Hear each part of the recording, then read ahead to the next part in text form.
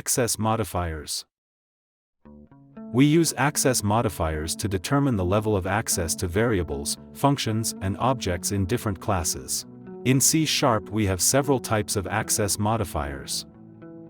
I introduce public, private, protected, internal, protected internal.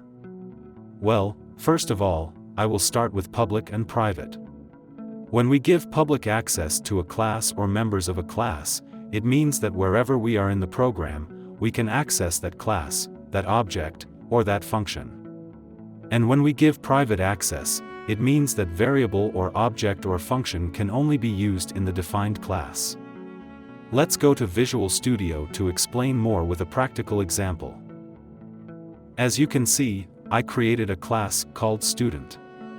This class consists of 3 variables. I gave public access to 2 of them, which means that I can access these variables anywhere in the program.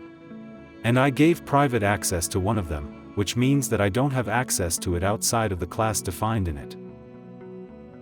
Here you can see the student class constructor.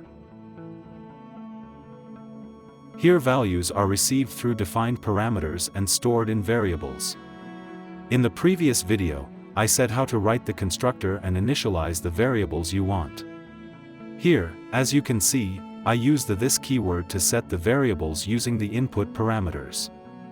Now I want to create an object from the student class. I write student, choose a name for it and write, for example, S1 and equal to new student. In the object and classes video, I fully explained how to create an object. Here, according to the same parameters that I had written for constructor, I give values to the variables. Well, finally an object is created. Now I want to use the WriteLine command to print the specifications of this object in the output. I write for first name and last name. But here, when I write the age, I get an error. See what is written in the error text.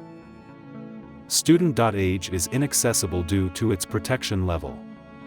This error is due to the fact that I defined the access of the age variable as private, that is why it cannot be accessed outside of its own class, and it did not give an error in the constructor because it was in its own class. Now let's go to protected. If we define an attribute or a property of protected type, we only have access to it when we are either in the class in which that attribute is defined or in the child class. Consider it like private. It is only available within its own class. And besides that, it is also available in the child's class. I will not give a practical example here because I did not explain inheritance.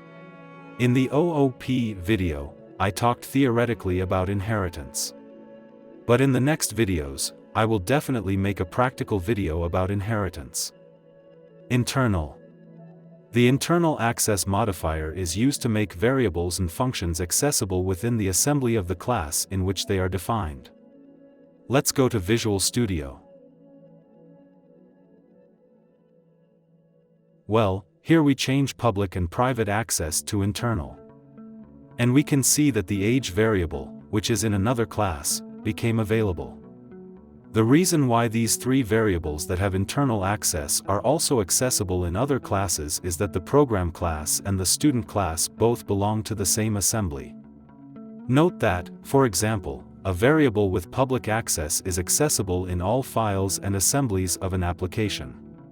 But a variable with internal access can only be accessed in its own assembly. And finally, let me give a short explanation about protected internal. As the name suggests, it is a combination of protected and internal. A variable of this type is accessible only in its own assembly and its child class.